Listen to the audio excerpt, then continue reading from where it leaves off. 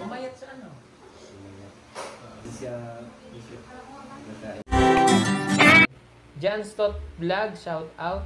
Kahit naman siguro sino kapag nawalan ka ng mahal sa buhay talagang mawalan ka ng gana sa lahat ng bagay.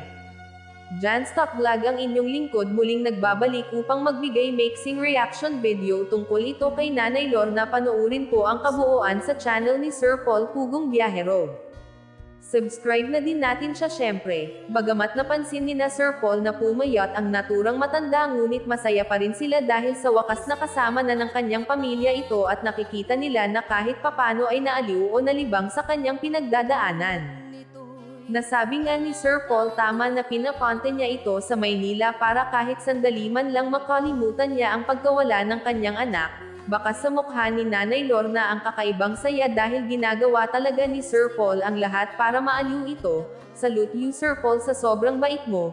Ikaw at ang pamilya mo pagpalain sana kayo ni God lalo. Pumayat sa ano? Hindi siya nakain ng ano.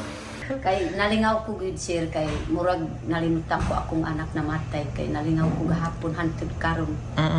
So baga nalimutan mo yung lungkot kasi namatay yung anak mo. So masaya ka.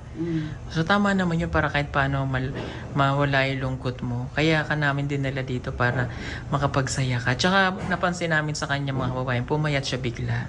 Masayang masaya po ang aming pamilya sa pagdating ni Nanay Lorna. At syempre, alam kong masaya rin po kayo, no, ang mga kababayan po natin na nanonood at nakasubscribe palagi sa atin. Marami pong salamat.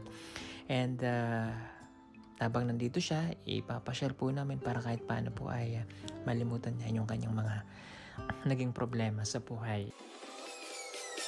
Peace.